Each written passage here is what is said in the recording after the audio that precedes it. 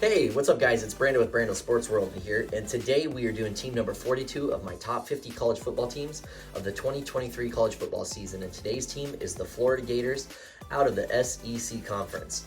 So now, the Florida Gators, last year they had a 6-7 record.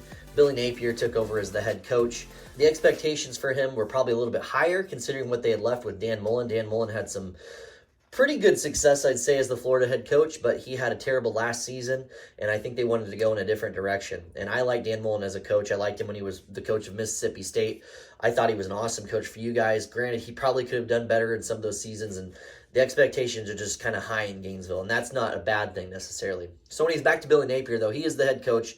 He went 6-7 last year. He does have a 46-19 career record, which is absolutely phenomenal. He had spent a lot of years over up in Louisiana, the Raging Cajuns, and did quite well. He had dynamic players all over the field, and I think he had Louisiana to choose from as a state, so he had plenty of talent in that hotbed of a state. So anyways, they were 6-7 in the conference, or in 6-7 overall, but 3-5 in the conference, and that what really had bit them.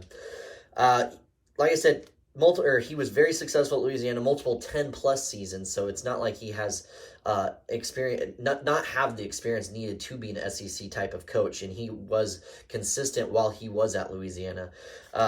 Dan Mullen had a 34-15 record in 4 years, so he had 3 strong seasons and that one disappointing season, and that's why they did bring in Billy to kind of right the ship. So based off the first season, it's not quite they had expected, but it's what they got, and they're praying that he can continue to build it forward, win 7 games this year, maybe go for 8 and go to a decent bowl game. Florida fans are hoping that Coach Napier does get him over that next hump, and they're hoping that he gets in the SEC Conference Championship this year and just shock the SEC Conference just in general.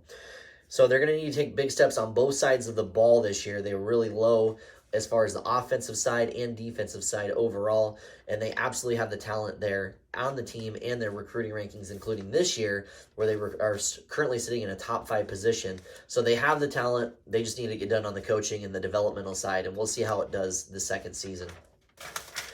All right, guys, so here we go. We're going to do the Florida Gators here with their projected record. First game starting right out of the gate is a game against the Utah Utes. I'm a big fan of the Utah Utes, and I'm also a big fan of you guys, too. You're one of the few teams I actually follow all year long. I think what the coach is doing down at Utah, he's one of the best coaches in the entire country. He's going to have them projected. I'm sure they're a preseason top 10 team for sure, at least top 15. But what he's done down there is nothing short of incredible, especially with the talent in that area. But I have you guys losing this one 31-28 right out of the gate against Utah, and most of that's because it's an away game. I do think you guys are going to improve.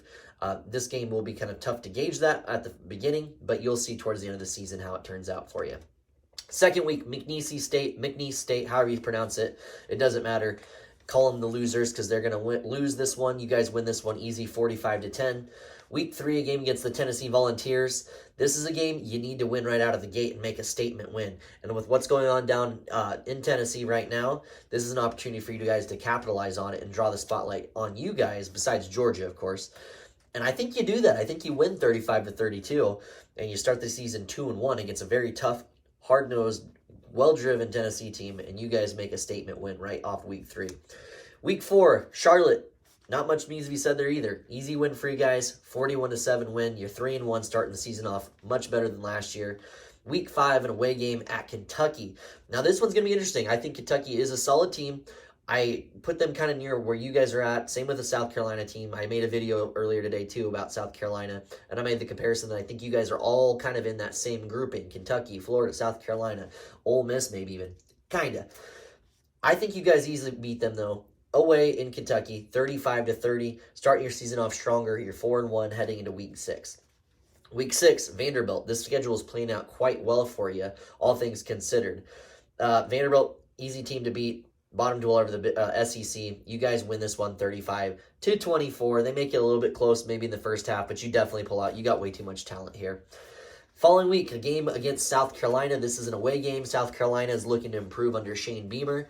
I do think they make improvements in certain areas. I just don't know so much about their defense and kind of what they have going on there.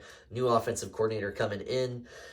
So kind of some big changes. I think that might make the difference here. 30-27, you guys win away on the road.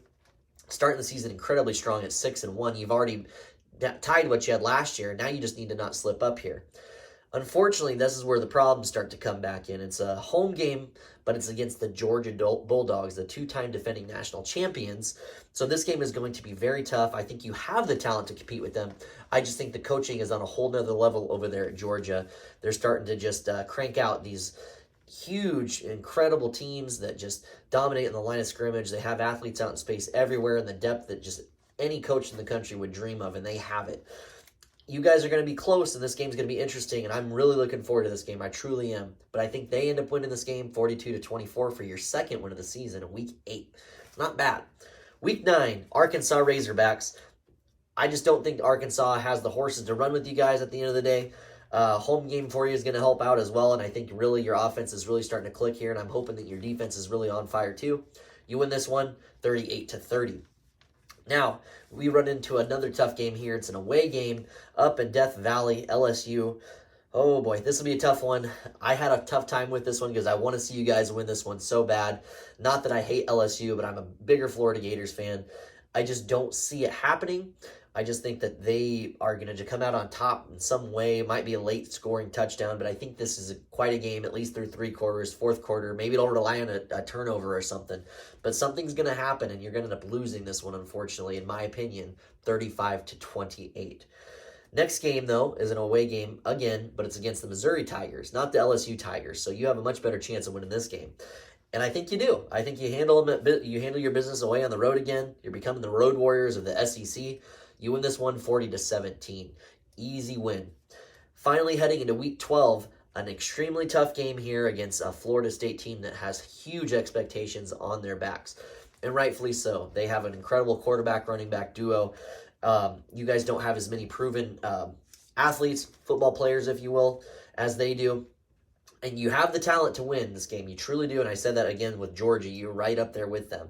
I just think that with the expectations that are on Florida State, it's going to be very tough to overcome. This is a home game, so you have an opportunity to win this. You're going to need to hold on to the ball, make an incredible play in space, maybe score a late touchdown, game-winning field goal kick here. I just think you guys are going to barely lose this one, 38-35. But don't be upset, though. You guys are 8-5 on the entire season. That's 2 wins better than last year, and it's definitely something that Billy can build off of, and he has shown in his track record that he does do that.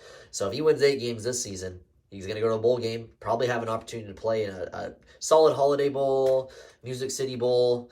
I think they have an opportunity to win that, win 9 games, and now suddenly this season's pretty darn good compared to the 6-7 season.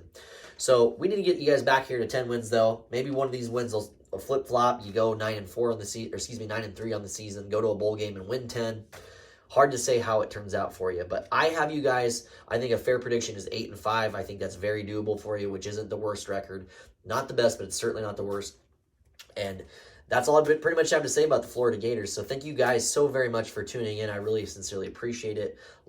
Please subscribe, comment if you want to see some more football videos. I got a few more coming out over the next few days, and we'll get down to number 1 on this season. So keep following along and tuning in. Appreciate you guys so much, and we'll catch you in the next video.